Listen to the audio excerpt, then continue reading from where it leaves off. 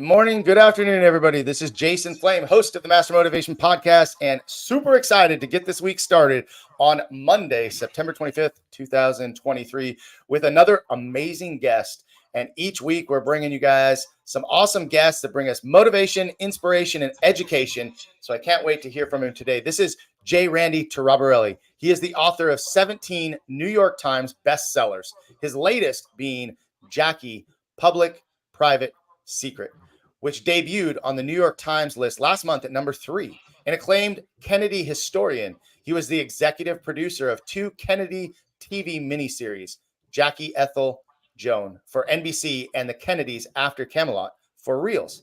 Taraborrelli also writes for television and has 3 series in development at this time. Good to see you again, sir. Good to see you, man. How are you?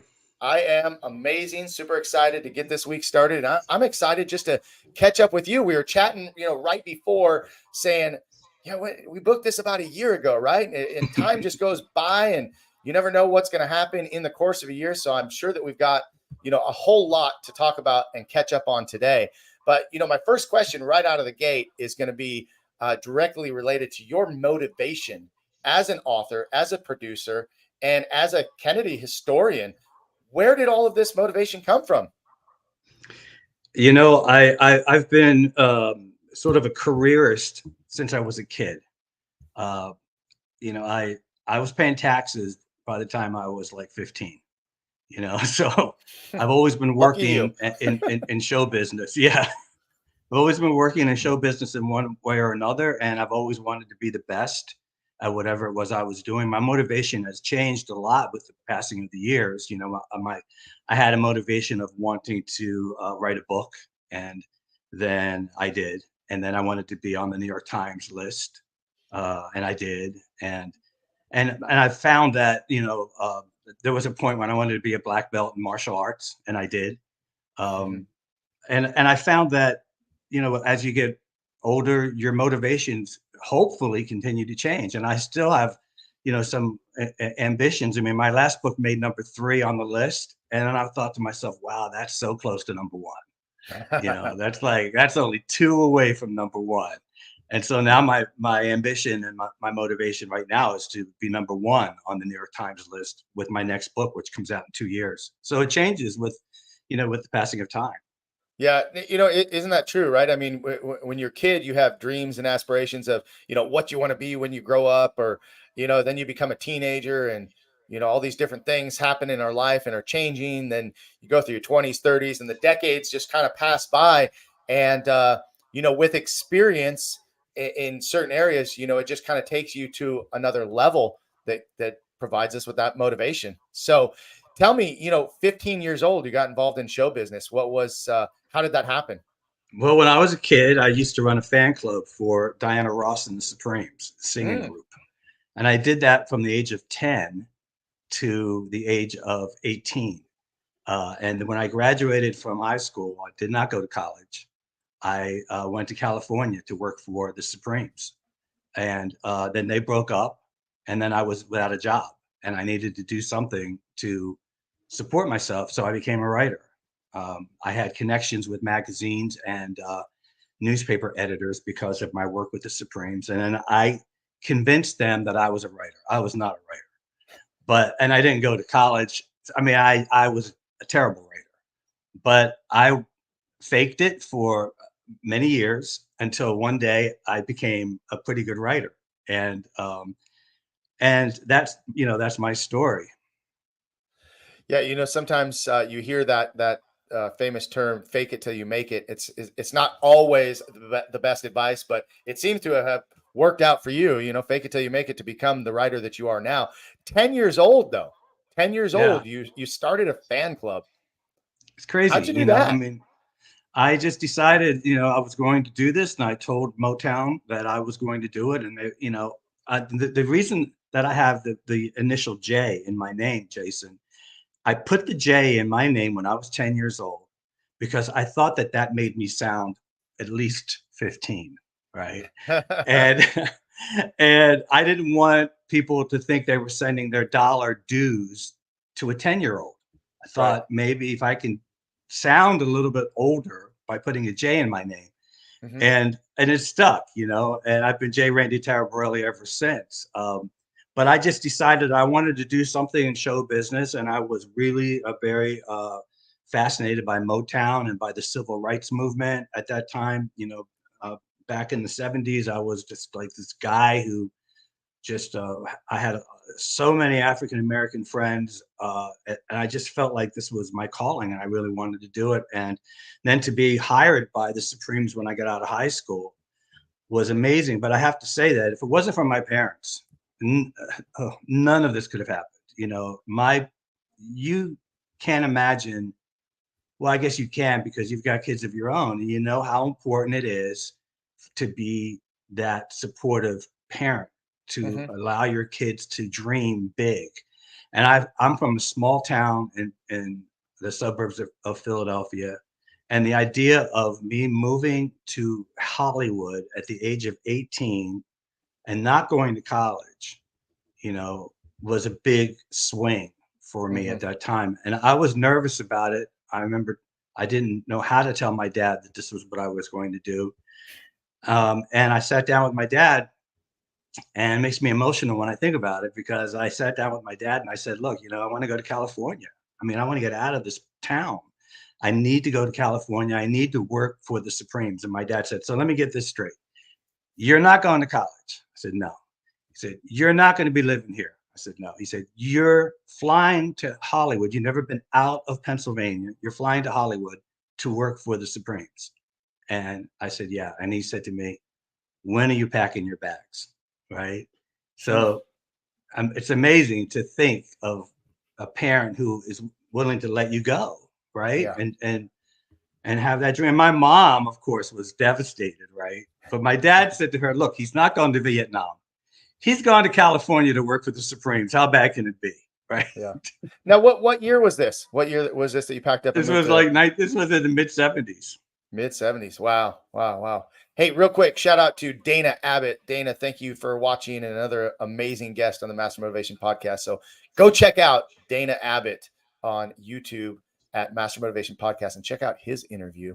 I still can't get over the fact, though, dude, at 10 years old, you started a fan. How did you even have the connection to the Supremes at 10 years old? Like, how do you do that? Like, I don't even know how to start a fan club.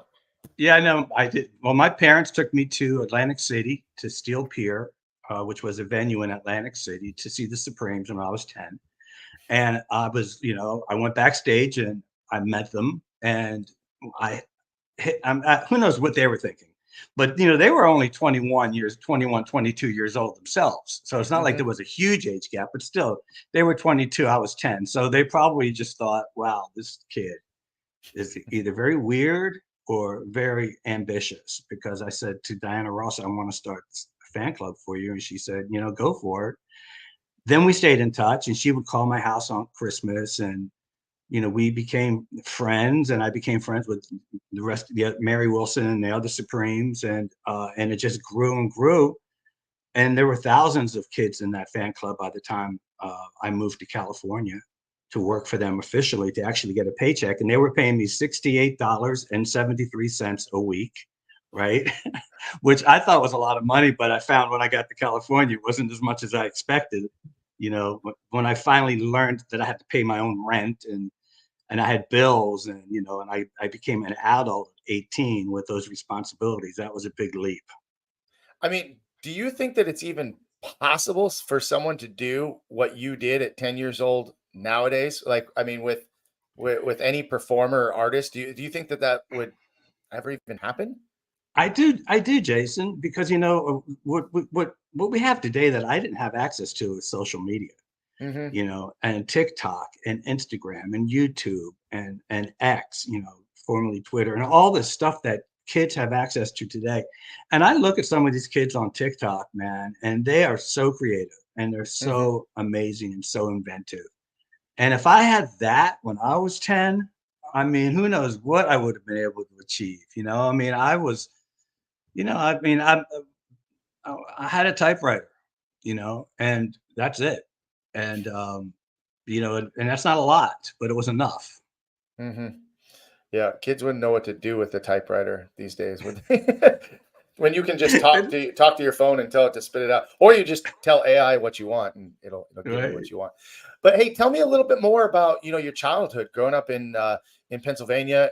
You had never left the state prior to coming to California at 18. Is that correct? Well, no, that's not exactly true, because I went to New Jersey to see the Supremes. I went to New York to see the Okay. Supremes, but only with my parents, as a kid, and not experiencing the cities. I would go into New York with my mom to see the Supremes or any of the other Motown artists, at the Apollo in Harlem or anywhere, and then I would just come back home. My childhood was, I was a loner. I was a thinker. I didn't have a lot of friends. I was that kid. I was that kid who got bullied in high school. I was that kid who I was terrible at gym. I flunked gym so many times, Jason, that I almost didn't graduate from high school. Like, they almost were going to keep me in high school until I figured out gym. Right. And here you are, a black belt now. Yeah. And that, which was not easy for me, because that was not who I was as a person.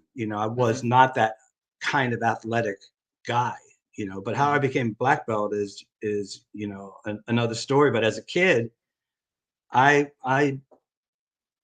just wanted to, write, and I was artistic, and I was, deeply thinking all the time. My dad used to say, "You think too much." They wanted me to go outside and play, and they wanted me, they wanted me to be in sports, and they wanted me to be a kid who they thought would have more fun than what I was having in this little room that had been my mom's sewing room downstairs. And it was this little room where I had created my office, and I had a phone and I had a typewriter, and I would go down there and close the door, and I would be talking to people in California. I'd be talking to people all over the country about my job with the Supremes, and that was my life. I was a terrible student, by the way. I mean, you can imagine. I just needed to get out of school, and I needed to get out of Pennsylvania, and that kind of was my goal from the time I was about 10. I spent like 8 years strategizing how to leave. Now, you self described as a loner, not physically, physically active, and you were bullied. How did this change over the course of your life? From that young child into being a teenager and a young adult. Did these qualities carry with you, or did you kind of evolve and become more, outgoing, make friends easier? We know that you earned your black belt, so you were able to get more physical later on. But how did that change over the course of your life? I think what really changed for me was when I started doing television. When I started, working in TV. Which I needed to do in order to promote my books. And then I took media training classes to figure out how to be the TV guy. And that gave me a lot of confidence. I covered the Michael Jackson trial in Santa Maria in 2005. And I was on TV every night, for a couple of years, working for CBS News and Court TV. And that gave me a lot of confidence, and I was able to do a thing that most people don't have the opportunity to do, which is to see yourself on TV and realize that you're not that bad. Like, you get to see yourself and realize, wow, you're pretty good. I started to get confident in my ability on television, which then translated to confidence in my private world and in my off TV world. Right. And so TV was important, but then martial arts, man, that was it for me. That's the thing that really changed me.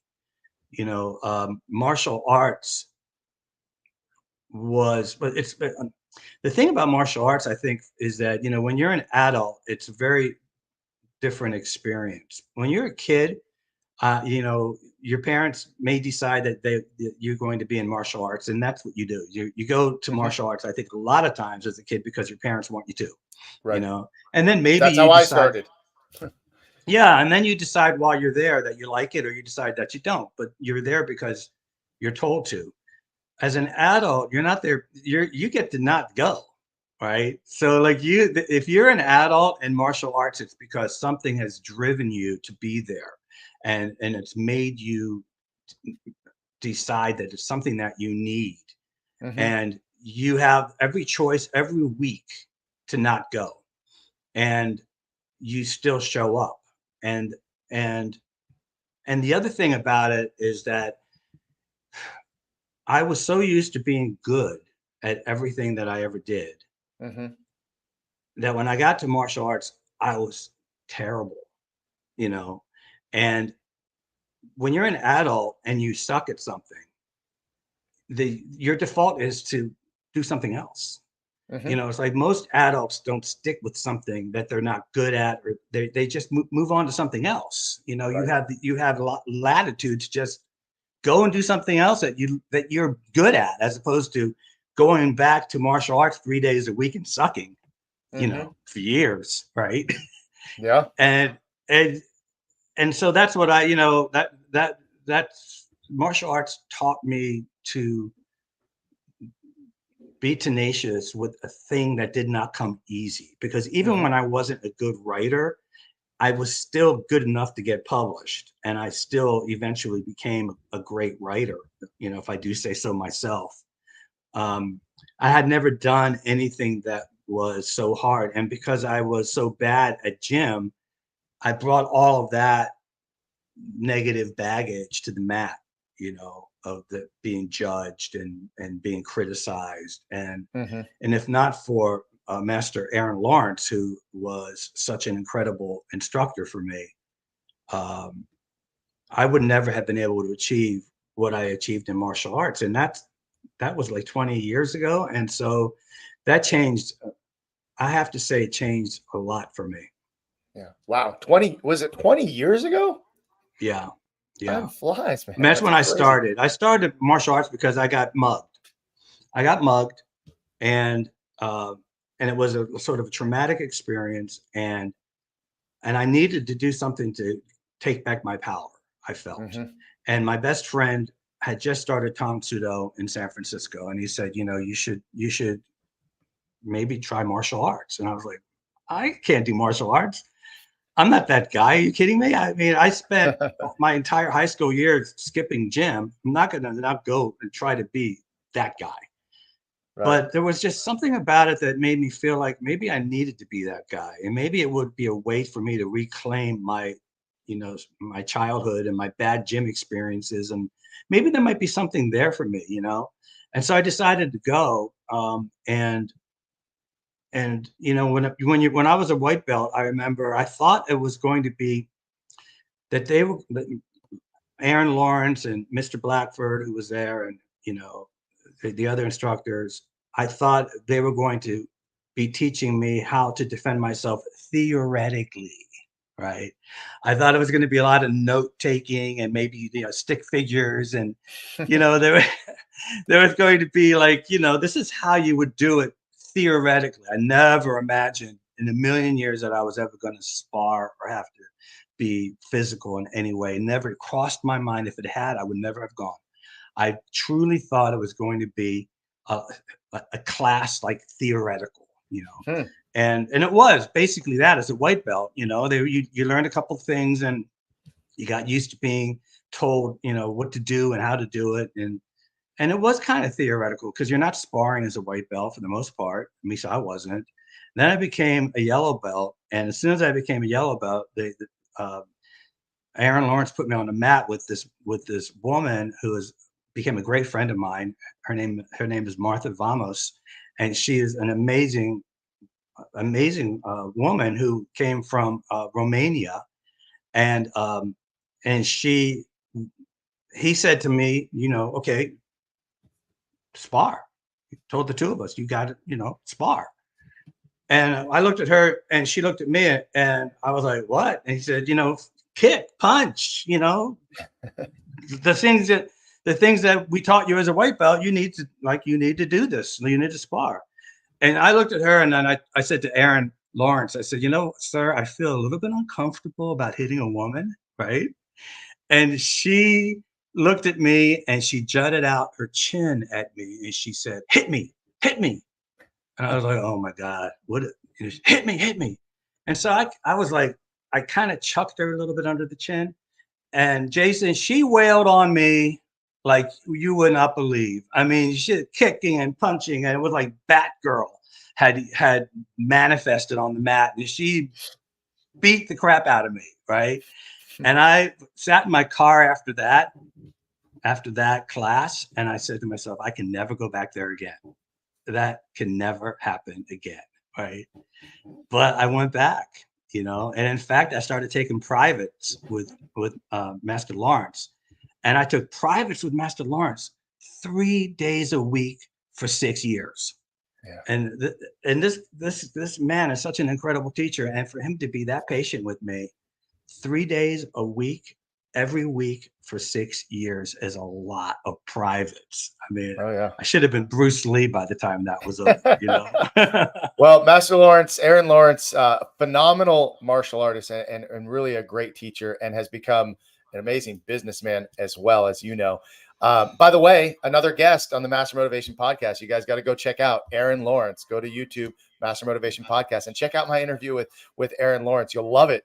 But you know, Aaron is so skilled and so talented, and yes, so patient with, you know, helping students and reaching those individual needs. You know, he's very good at that, right? He came from a long lineage of great martial artists in our American Tongsudo Alliance who, you know, poured their knowledge into him. And what's great is what I see in him is I see little pieces of all the people that he learned from along the way. And I was blessed with that as well, having so many different instructors give so many different pieces of their knowledge that helps me to be the instructor I am. But, you know, martial arts is just one of those things where even though it's a group class, right, you got a class full of people, that good instructors can really find the strengths and weaknesses of every individual and help build upon those strengths and minimize those weaknesses, right? My question to you is, when were you able to drop the baggage, right? When you started martial arts, I mean, you come in, you know, very successful. You've had things in your life where you're good at things already. And as you stated, you know, you just weren't there yet. You didn't envision everything that was going to happen. So how did you end up dropping the baggage to be able to accept all of this and for 6 years continue training? You know, I remember, I actually remember when that happened. It was when I got my green belt, you know, and that had been a couple of years.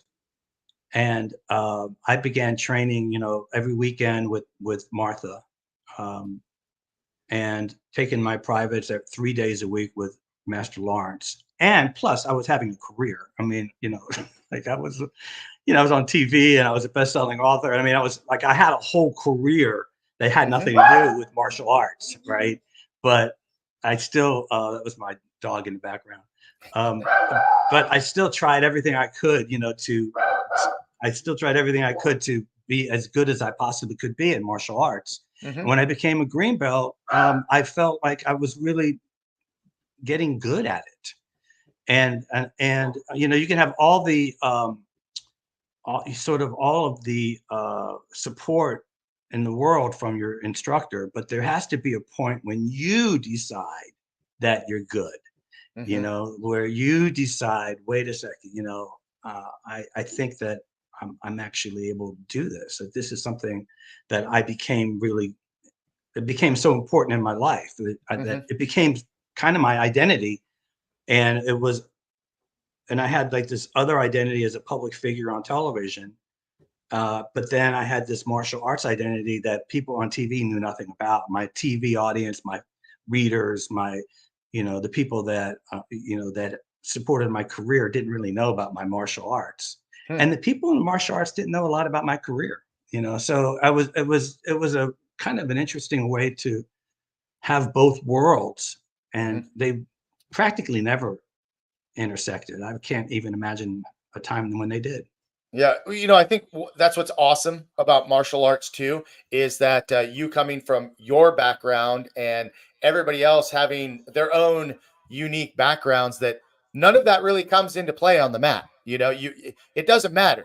It doesn't matter if you're successful, if you're struggling, if you're black, white, you're from this country, not, no matter what political affiliation. Like, once you step out on the mat, there's just like this mutual respect across the board, or at least that's what we hope is promoted, right, through martial arts. And we're all there. Everybody there is there with the purpose of improving themselves and to support one another. Could you imagine if more people in the world were martial artists, how different people would respond to each other? Oh, what a great thought, and you're so right. Those 6, 7 years that I was at Quest, when I look back on my life, you know, those were I have to say those were my best years. I did, and I knew it at the time, which is such a cool thing. Like a lot of times you look back on something and you feel like you didn't know how important it was and you wish you had. I Hmm. knew it at Yeah. that time, that community, those guys, you know, Iman Rashid was like, he was a little kid, man. We were white belts together, You ought to and see this kid now, man. He's amazing. I know it. I see him. I've known it, and he was a little kid, and we used to call him Little Bruce Lee because he was just like this kid. What was amazing, But all the people that I came up with at Quest Martial Arts, and Mr. Gunther, I was at Quest on the day that Mr. Gunther came for his job interview, Hmm. and and I remember Master Lawrence had him out on the mat to just kind of see, what who he was and what he was able to do. Right. And I don't remember for sure if he came from a Tang Soo Do background or not. I think it might have been a little bit different. Maybe it was Taekwondo or something. I'm not really sure. I can't remember. But he went out on the mat, and this guy was like mind blowing. And Master Lawrence looked at me, and I looked at him, and we said, "Hmm, this is going to be interesting. This Yeah. is going to be interesting." And it certainly was, and he became one of my best friends there. And those guys mean so much to me still. And and I hated leaving Quest. The reason that I had to leave Quest was because of injuries. Mm. I mean, I was being beat up 7 years, and it was just like my knees, and I needed to find a discipline that was not going to involve me jumping in the air and doing spinning kicks. Hmm. And that's how I ended up with in jujitsu. And I found that jujitsu was a lot less stressful on my body. But leaving Quest was that was the hardest thing I could ever do, and I just couldn't imagine doing it, and I still can't imagine that I did it because it's so important to me, and I feel like I didn't really do it. It's still with me so strongly that I feel like I'm still there. Well, that's the thing, and having taught martial arts for more than 2/3 of my life, when students come and go, they're always part of the family. It's like you can't disown your family. I mean, you could try all you want, but you're still going to be connected to that school forever. And I hope that Master Lawrence does get to see this awesome tribute to him as well. Telling your stories. So I hope that he'll check this out. But I want to go back now. Let's go back. 18-year-old moves from Philadelphia to Los Angeles, and when you get there, what was your experience and how did you build up? Because I want to start working through some of the amazing people that you've had a chance to write about, interview, and your time on TV. So I want to kind of go in that direction. So tell me about the 18-year-old that just gets into Hollywood. Well, when I got to Hollywood, the Supremes broke up, and I was on my own. I had to become a writer, and I ended up going out and interviewing celebrities, and and I was exposed to people that I had loved as a kid. I was sitting down with Aretha Franklin, with, Michael Jackson, the Temptations.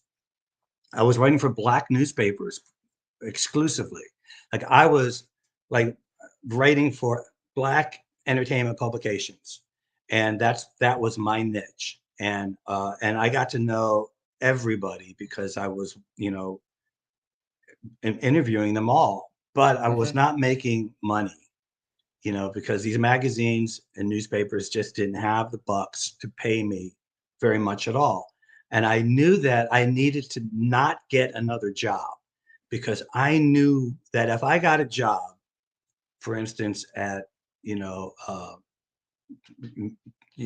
I don't know, like at some kind of Taco Bell, right?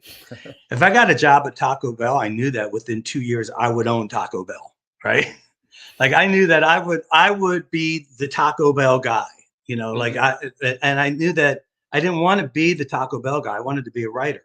And whereas I don't recommend this to people, number one, I don't recommend trying to do anything without a college education.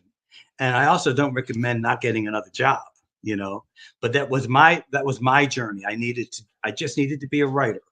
And as a result, my electricity was constantly being turned off. I used to have to plug in all of my appliances into the hallway of my apartment building in order to have lights and to have electricity. I had so many eviction notices nailed to my door that I was like, "Do you have to use a nail and a hammer? Can you just like tape them, right? Because does everybody in the building have to see like 15, Right. nail holes in my door, right?" When my parents would come to visit, I used to have to borrow canned goods from my friends to put in the cabinet so that my parents didn't know how poor I was. And I remember once my dad came to visit and he opened the refrigerator and it was completely empty. And he thought that I had just bought a new refrigerator, you know. So I had about 12 years of extreme struggle. Um, but it was so worth it, because when I became successful, it happened real fast after that. Yeah. Tell me about, these opportunities with interviewing so many different black artists and in that field. How were you introduced to these people, or did you just kind of do what you did when you were 10 years old and approach them? How did that work out for you? Because here I am, Well, mhm, interviewing you. How do I interview some of these people? right.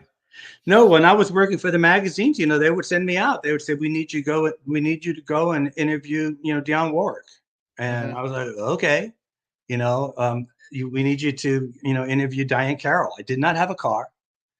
I was on buses, and I remember, Diane Carroll was a great actress. She had a TV show back in the '60s called Julia. She was a star of Dynasty at this time when I interviewed her, and um, and I remember taking a bus to go up to her house, and she lived up in the hills of the Hollywood Hills, and the bus only took you to the corner of Sunset and I think it was Sunset Plaza Drive, and then you had to walk up, right? Hmm. And I had to walk like about 2 miles up the hill in order to do the interview, and I did the interview, and she was amazing, and then we left her house, and she's walking with me, and we're walking and walking. She thinks she's walking me to my car, right?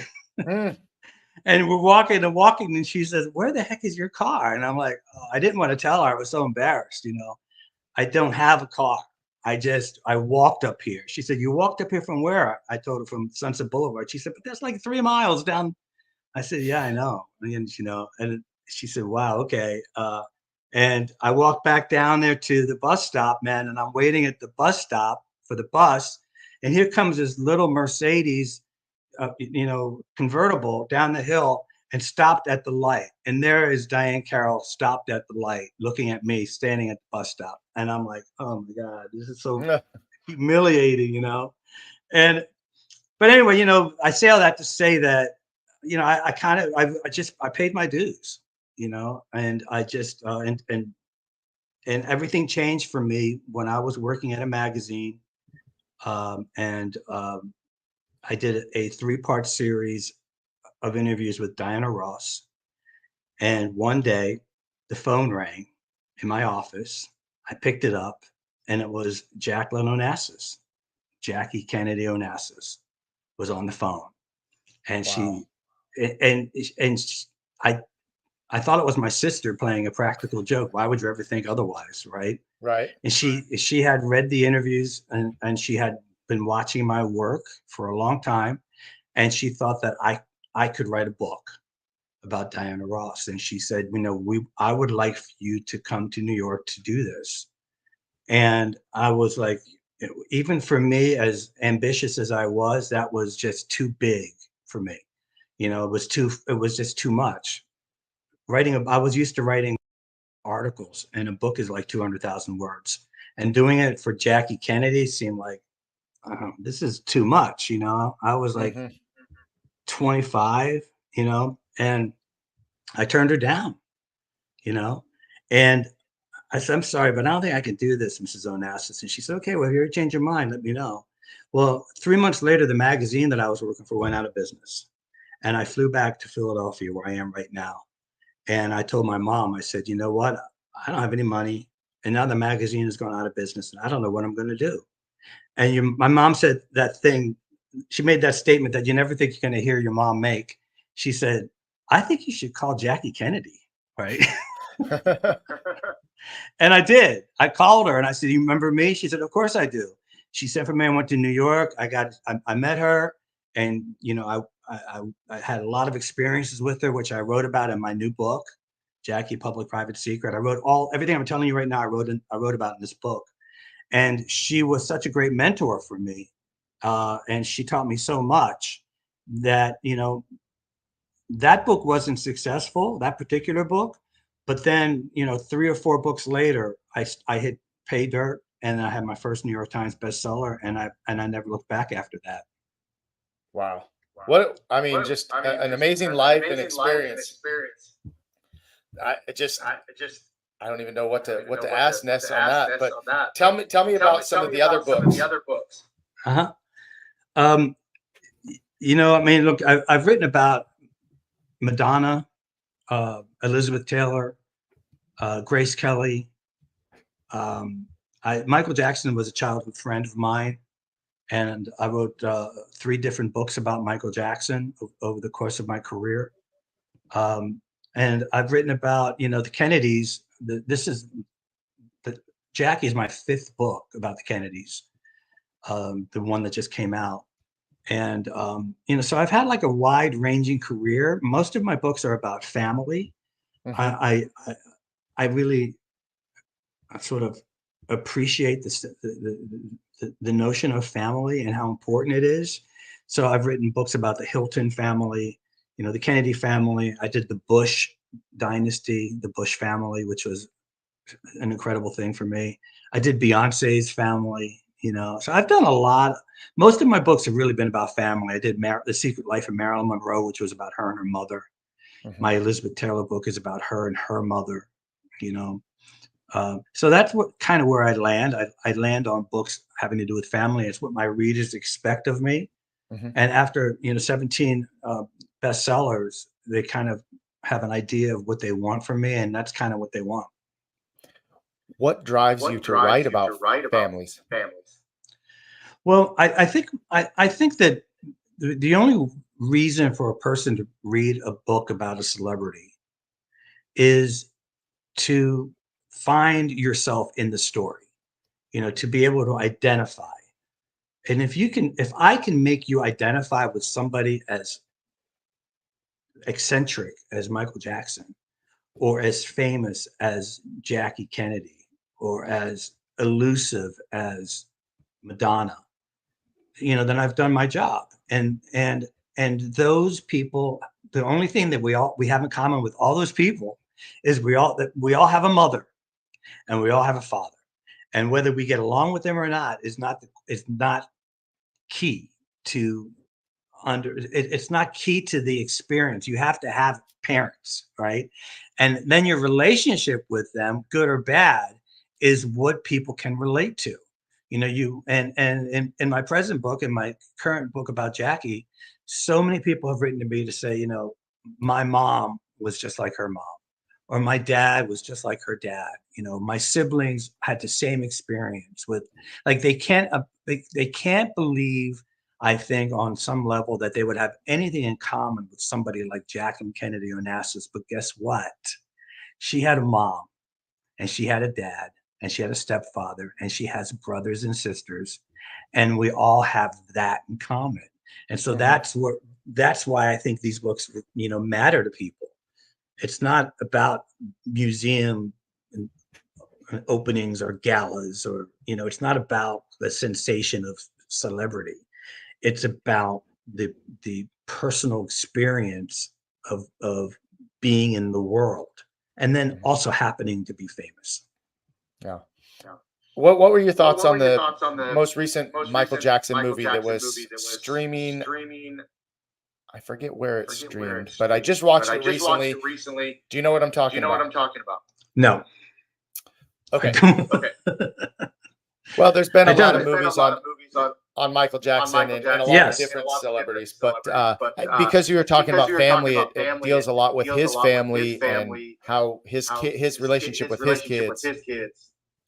So I was just curious on your thoughts about that. Well, you know, it's funny. You know, when I trained at Gracie in Beverly Hills for 5 years, I got my blue belt there, and with Hiram Gracie and Henner Gracie, and they were amazing teachers. You know, and I had similar experience at Gracie Jiu-Jitsu that I had at Quest, just in terms of, you know, doing something that was completely new. You know, it was a completely different discipline. And my first day there, man, I walk in, and who is also training there but Michael Jackson's son, Prince, right? And you know, I got a chance to know Prince Jackson at this when he was the same age that Michael was when I got to know him. You know, and it was almost like I was just sort of placed in that situation to be able to tell Prince what his father was like at the same age. And the chances of that happening are just so completely random that you're going to, you know, that I would leave Quest and end up at Gracie Jiu-Jitsu in Beverly Hills training with Michael Jackson's son. What are the, like, how does that happen? Yeah, what are the odds, you know? But you know, I really think he's a great kid, and all of Michael's children, Michael's 3 children, are just incredible, and the entire Jackson family is just, you know, incredible. And it's such a great loss not having Michael with us. I still can't believe that, you know, that he's not here. And we had such a great relationship, and such a complicated relationship, because I knew Michael Jackson was introduced to me by Diana Ross when we were like 14. And maybe even younger than that. And then he went on to become Michael Jackson, and I went on to become a reporter, a writer. And the very first article that I ever wrote was for a newspaper in New York called The Black American, and it was Michael Jackson turned 16. You know, so that's how I got started, as you know, with a byline in newspapers, was with Michael Jackson turned 16. And then I did all the birthdays. I did Michael turns 21, Michael turns 25, Michael marries Lisa Marie Presley, Michael this, Michael that, you know, throughout my entire career. And then I wrote books about Michael, and, you know, so we had a long, and interesting and complicated relationship, because I was in the media and he was a celebrity. But we always told each other the truth, and I think it really made a big difference in both of our lives. Yeah, it's so awesome just to hear you talk about it, you know, and have that experience. So I think people will really be excited and interested to hear this part of the interview.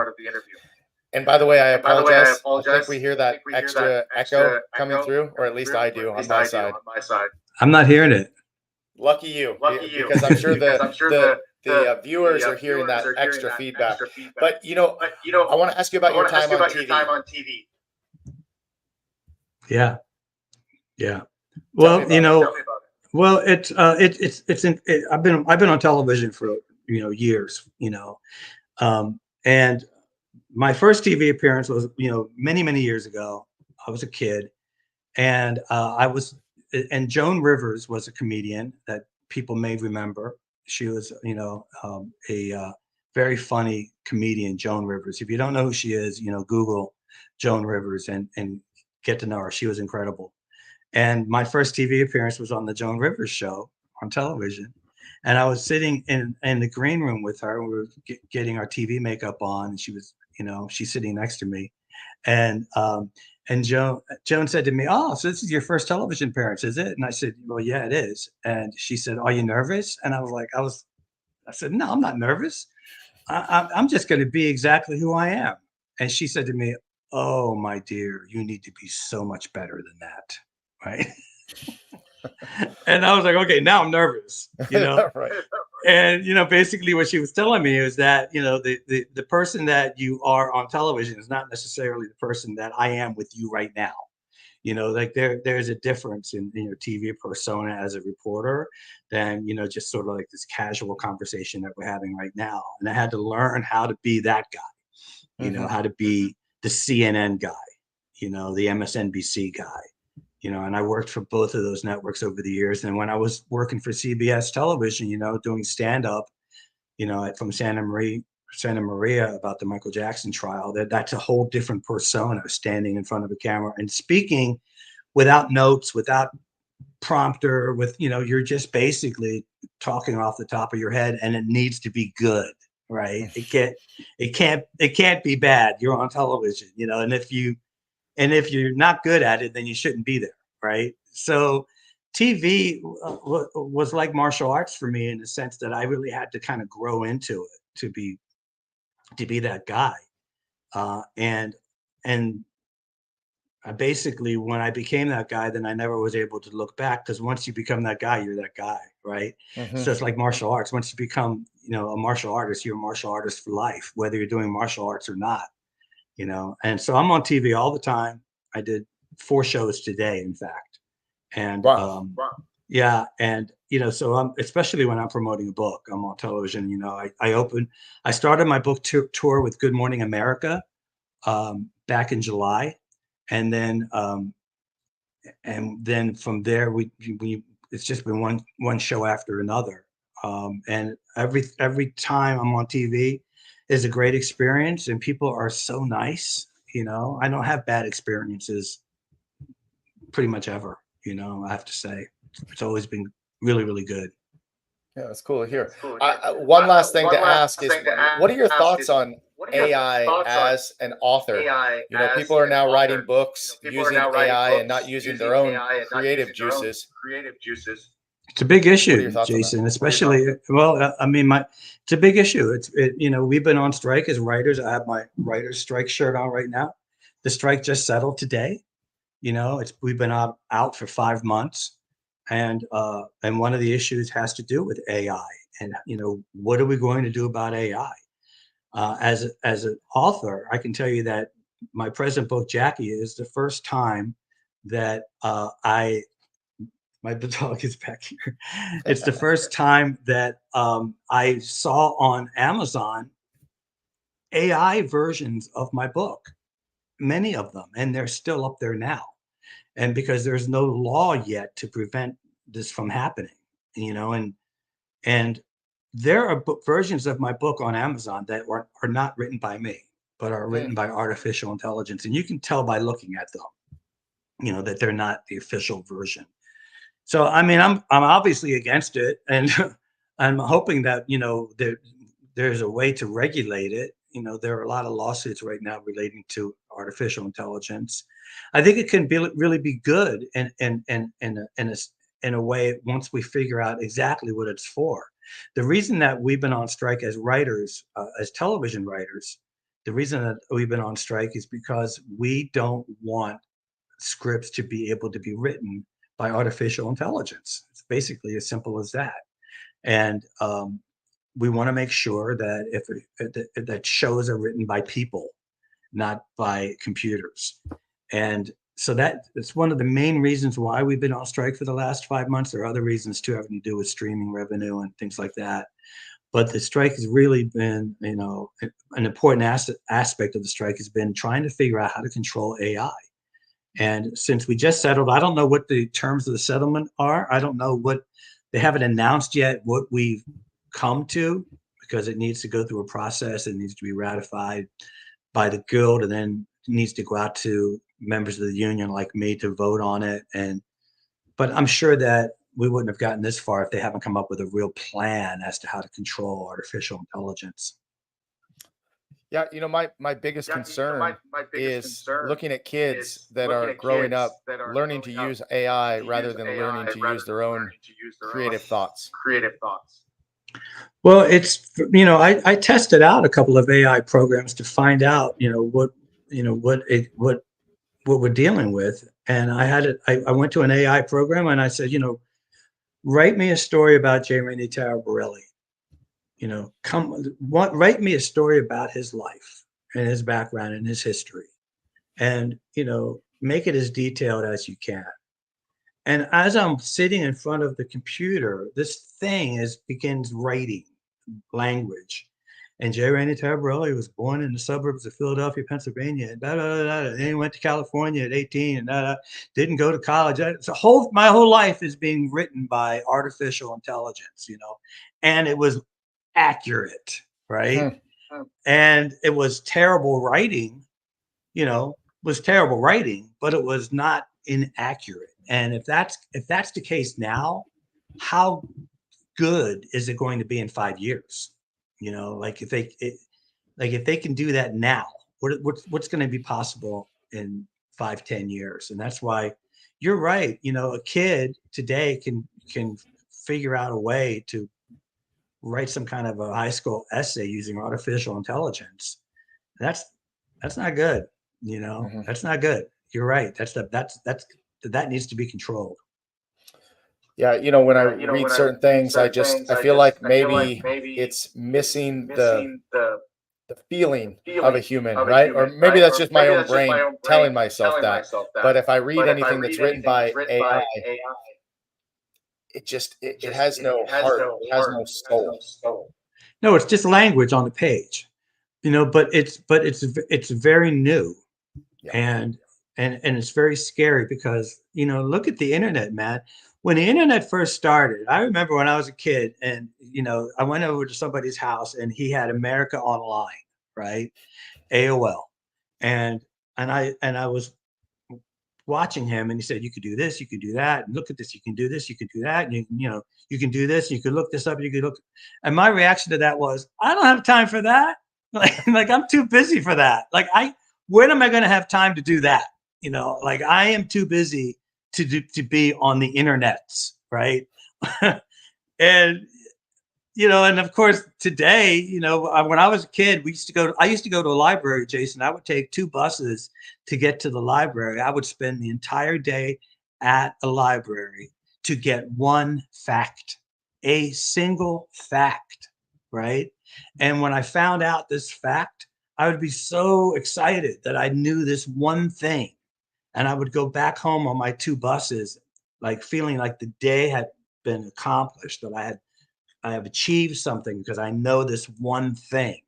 And today you can Google this one thing and it comes up in 0.1.5 seconds, right? and and that's how things have changed, and you think that because of that, we would have more free time, right? Like you would think, okay, well, things are so easy. Of course, we have a lot more free time when we don't. We filled it all. Right? The days of delayed gratification are gone. Yeah. Well, hey, listen, Randy, thank you so much for being on the show today. Hang out for a minute after this video so we can have a quick chat before we go. But I want to thank everybody for watching today and listening to our discussion. And hopefully you guys will share the video and go check out some of the other videos as well. So, Randy, any closing thoughts before we finish up? No, listen, man, thank you for having me, sir. I really appreciate it. I love being your guest. I've been looking forward to this for a year. And you do not disappoint. You're great at this. And so I wish you all the best. Keep it going. Have me back again and stay well.